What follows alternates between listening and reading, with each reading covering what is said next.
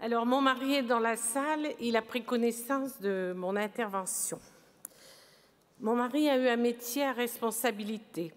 Il dirigea d'importants chantiers comme une partie de celui du tunnel sous la Manche dans les années 90. C'est en 2000-2001 que des choses commencèrent à changer.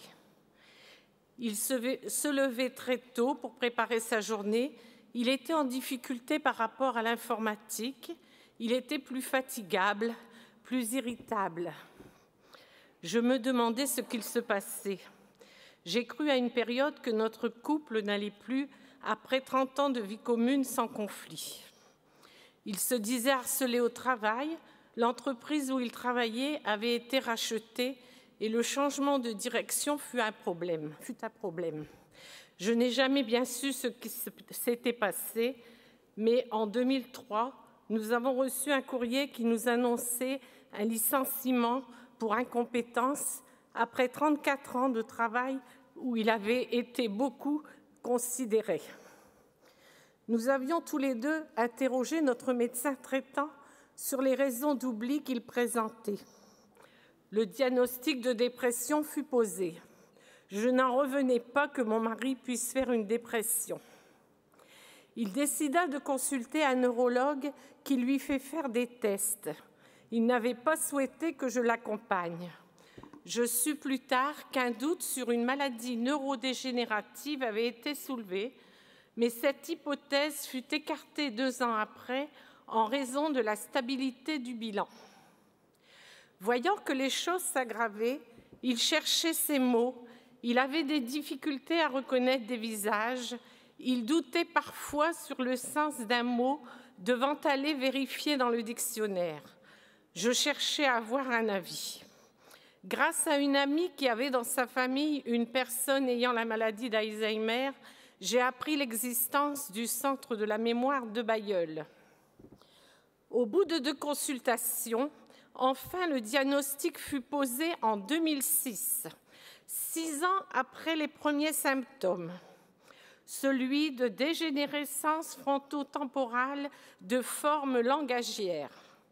Fini la crainte que ce soit un problème de couple.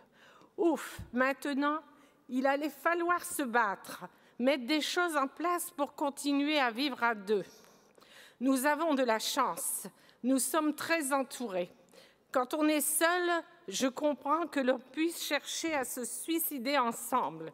Et puis nous, il y a de l'amour. Sans amour, avec cette maladie, on ne peut pas survivre. Mon mari n'a pas mal réagi à l'annonce. Il n'en parlait pas, mais il se bat.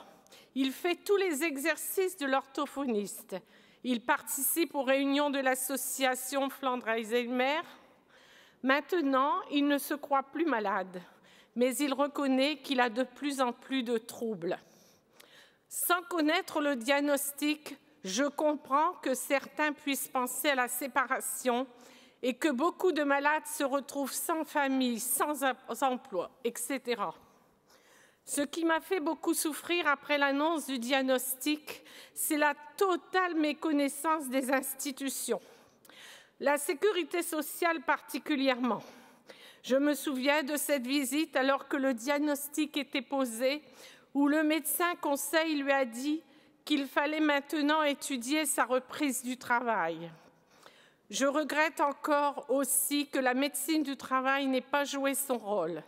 Cela nous a coûté très cher, un licenciement avec le préjudice moral en plus du préjudice financier. On nous a refusé la carte d'invalidité, sans même nous convoquer, alors que je dois être présente pour veiller à la réalisation de chaque acte de la vie quotidienne. Moi qui étais chargée des relations sociales dans le secteur du handicap, je ressens beaucoup de solitude à devoir taper à toutes les portes sans rien obtenir, même pas de la compréhension. Et puis, tout est Alzheimer. On m'a expliqué que sans doute parce que les outils neuropsychologiques initialement utilisés avaient été ceux proposés pour dépister une maladie d'Alzheimer, on avait refuté une maladie neurologique lors des premières consultations chez un neurologue. C'est aussi Parce que ce n'est pas une maladie d'Alzheimer que le dossier de carte d'invalidité a été refusé. Mon mari ayant alors peu de troubles de la mémoire et un bon MMS. Il est temps de faire connaître davantage l'existence des autres maladies que l'on nomme apparentées. Beaucoup de gens souffrent de cette non-reconnaissance. Ce jour est important pour tous les malades, les familles. Nous espérons que notre témoignage va aider à une meilleure compréhension.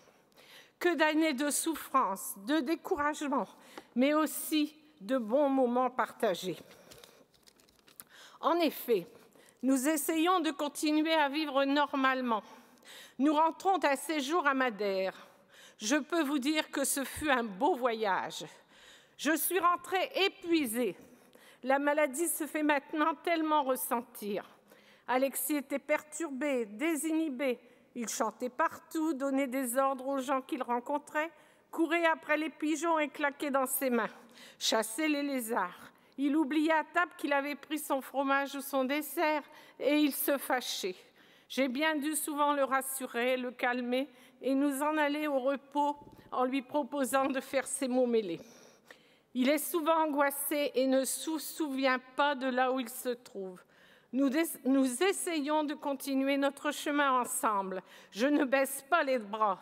J'ai refait la demande de carte d'invalidité. Cela fait 13 ans que la maladie a commencé. Heureusement que le diagnostic a été posé. Nous avons pu, pendant toutes ces années, mettre en place des stratégies pour continuer de bien vivre ensemble. Merci au centre de Bailleul. C'est là que nous avons retrouvé confiance. C'est là que nous avons trouvé la compréhension, l'écoute et l'aide nécessaires. Nous remercions aussi nos enfants pour tout l'amour qu'ils nous donnent, les amis qui ne nous ont pas abandonnés. Je vous remercie de m'avoir écouté. Merci beaucoup. Merci.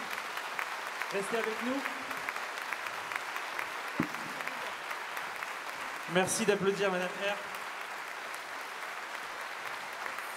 Merci beaucoup, Nal. Restez avec nous. Vous allez vous asseoir à la table ronde. Vous pouvez l'applaudir.